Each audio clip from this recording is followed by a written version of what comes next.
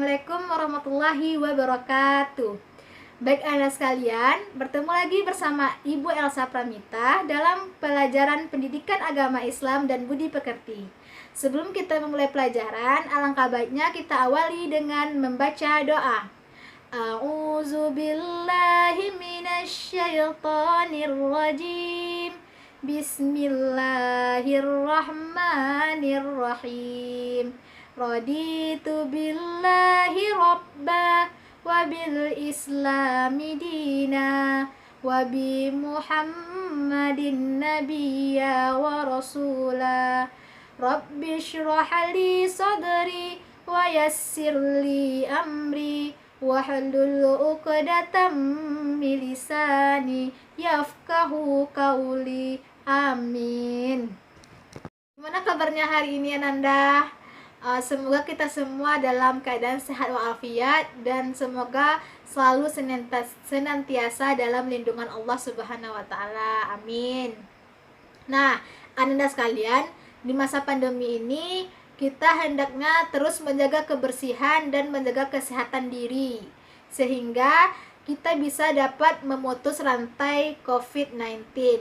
Nah, Ibu berharap kepada Ananda, jika tidak ada kepentingan yang harus diurus di luar, Ibu harap Ananda tetap stay di rumah, dan apabila memang ada kepentingan yang sangat penting untuk dilakukan di luar, maka tetap memakai masker sehingga kita setidaknya sedikit banyaknya bisa mengurangi atau memutus rantai COVID-19.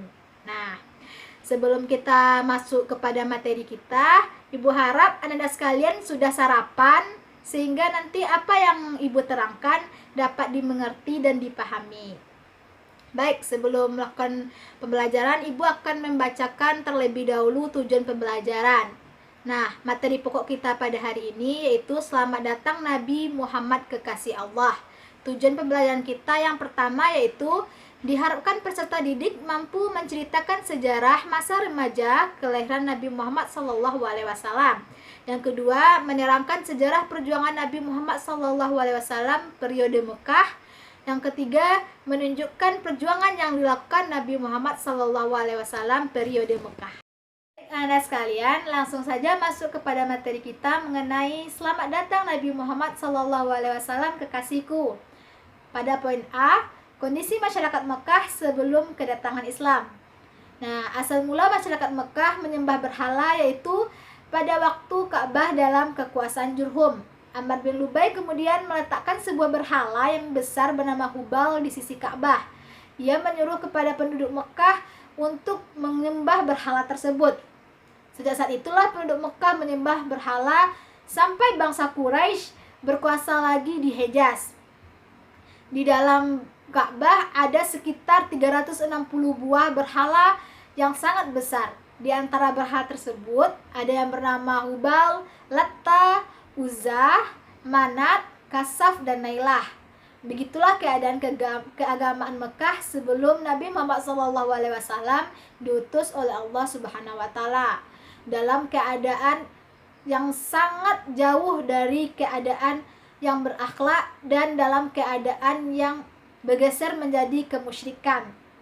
Adapun kabilah yang melakukan kekejaman dengan mengubur anak perempuannya hidup-hidup. Mengapa?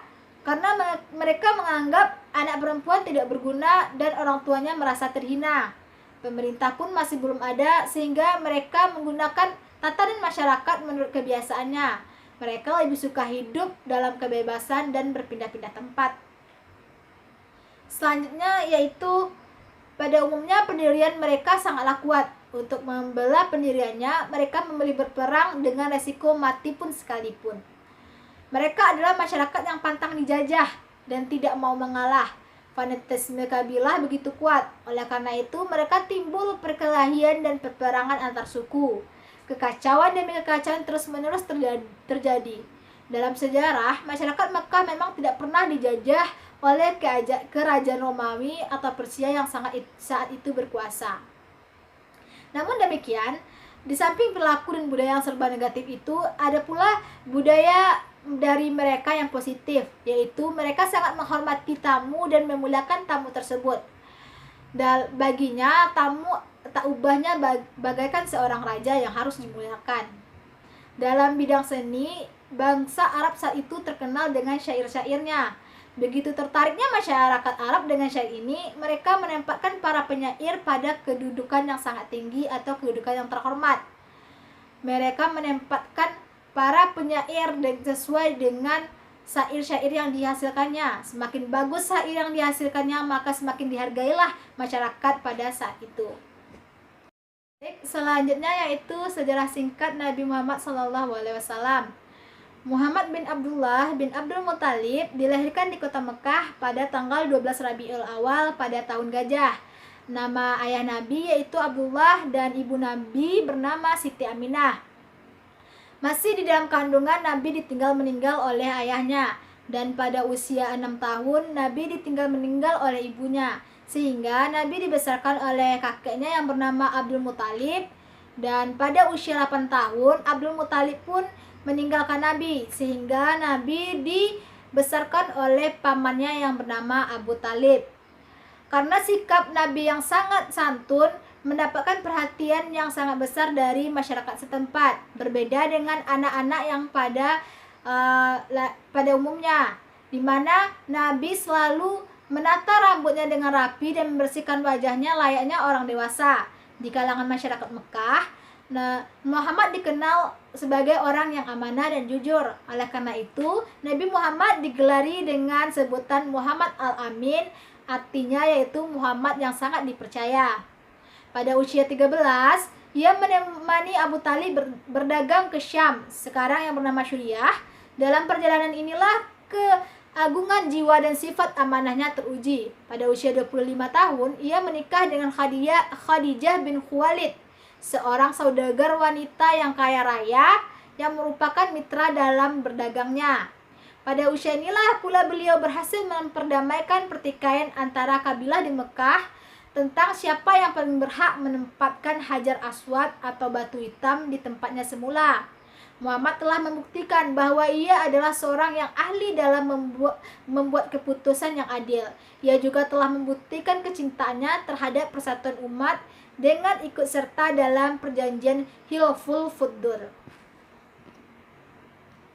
yaitu pada usia 40 tahun Nabi Muhammad menerima wahyu pertama dan resmi diangkat oleh Allah Subhanahu wa taala menjadi nabi dan rasul. Pada saat itu ia mulai menyeru kepada orang-orang terdekatnya untuk memeluk Islam dan menyembah hanya kepada Allah Subhanahu wa taala. Selama 3 tahun ia mendakwahkan Islam secara diam-diam di kota Mekah. Setelah itu ia melakukan dakwah dengan terang-terangan seiring dengan turunnya wahyu kedua yang memerintahkannya untuk berdakwah secara terang-terangan. Nabi Muhammad SAW berdakwah dengan mengajak umatnya untuk hanya menyembah kepada Allah Subhanahu wa taala sebagai Tuhan, menegakkan kalimat tauhid, asyhadu alla ilaha illallah wa asyhadu anna Muhammadar Rasulullah, dan meninggalkan syirik atau menyekutukan Allah. Namun perjuangan Nabi Muhammad SAW mendapat tantangan dari kaumnya sendiri. Para pembesar Quraisy mendeklarasikan penentangan terhadap Nabi Muhammad SAW dan mulai mengganggu setiap aktivitas dakwah beliau yang bertentangan dengan ajaran nenek moyang mereka. Setelah 13 tahun berdakwah di Mekah, Nabi Muhammad SAW terpaksa harus berhijrah ke Madinah. Pasca hijrah, ruang untuk berdakwah di Madinah tersedia sangat luas. Meskipun 10 tahun periode dakwah di Madinah, kaum musyrikin, munafikin, dan kabilah Yahudi terus selalu mengganggu Nabi Muhammad. Setelah melakukan haji wada pada tahun 10 Hijriah, kesehatan Nabi sangat menurun. Beliau akhirnya meninggal dunia tanggal 28 Safar 11 Hijriah. Nabi Muhammad SAW adalah Nabi sekaligus Rasul ke-25 yang wajib kita ketahui. Beliau adalah Nabi dan Rasul terakhir dengan ajaran yang menyempurnakan ajaran Allah yang diturunkan kepada Nabi dan Rasul sebelumnya.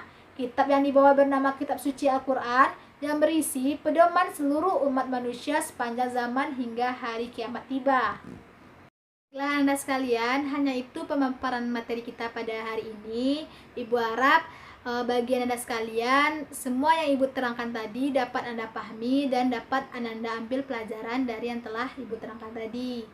Nah, bagi Anda yang masih belum paham, nanti bisa langsung chat pribadi Ibu mengenai pembelajaran kita pada hari ini, dan insya Allah akan Ibu jawab satu persatu. Baik Ananda, Ibu harap semua tugas-tugas yang telah diberikan dilaksanakan, dikerjakan dengan waktu yang telah ditentukan.